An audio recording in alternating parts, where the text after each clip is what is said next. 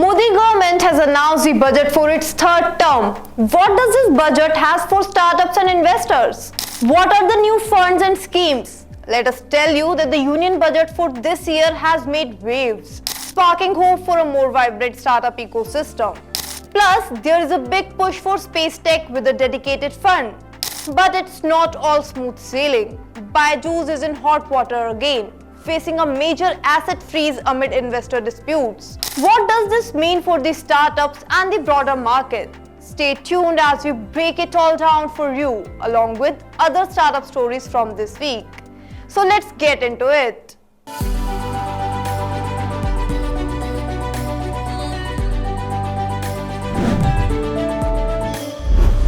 India scraps angel tax to catalyze startup growth.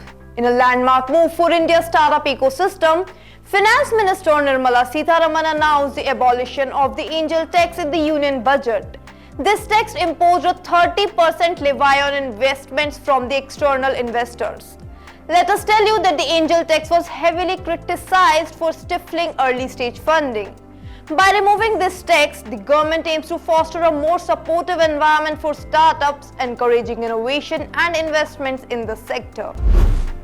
Mudra loan limit for MSMEs increased to Rs 20 lakh. The limit of Mudra loans will be enhanced from Rs 20 lakh from the current amount of 10 lakh from those who have availed and successfully repaid the loans previously taken under the Tarun category.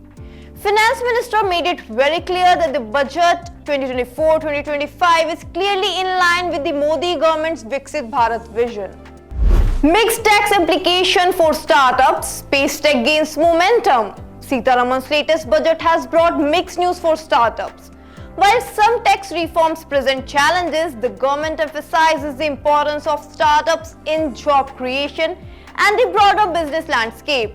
A notable highlight is the allocation of 1,000 crore for the development of Spacetech sector. It signals a significant support for innovation and growth in emerging space sector. Startup India scheme expands eligibility. Benefits extended to more startups. The Finance Minister has expanded the definition of eligible startups under the Startup India scheme.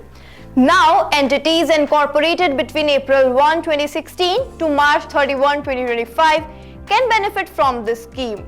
Currently, 1,17,000 startups are registered with DPIIT, with eligibility requiring a turnover below 100 crore in any previous financial year to qualify for incentives. This expansion aims to support more startups across the country. Rajasthan budget drives youth empowerment and startup initiatives. Rajasthan's budget focuses on youth empowerment and nurturing startups.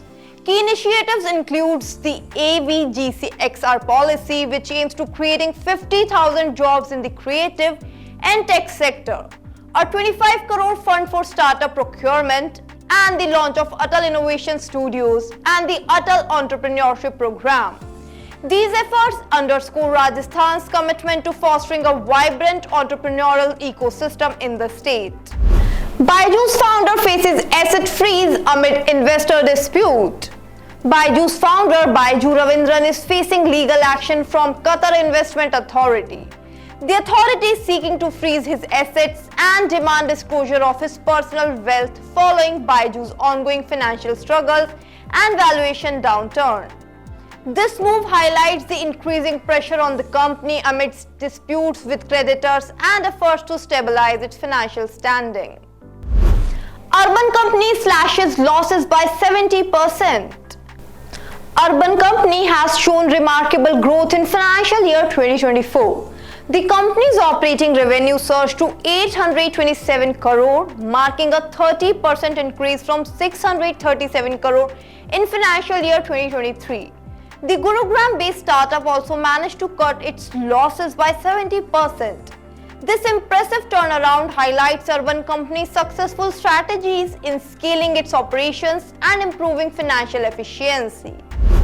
Bluelearn shuts down to return 70% of raised capital. Bangalore-based edtech startup Bluelearn has decided to cease operations due to difficulties in scaling its business. Despite raising $4 million from investors like Elevation Capital and Lightspeed, the company could not achieve the desired growth. Co-founder Harish Uthaya Kumar has assured that 70% of the raised capital will be returned to investors, demonstrating a responsible financial approach amidst the closure. That's all for this week's Startup Spotlight. Thank you for watching. Stay tuned for more updates from the Indian startup world. Also, if you have any question related to Indian startup ecosystem, feel free to let us know in the comments. We are always happy to dig deeper for you. For more enticing stories related to startups, you can visit tice.news. Have a great day.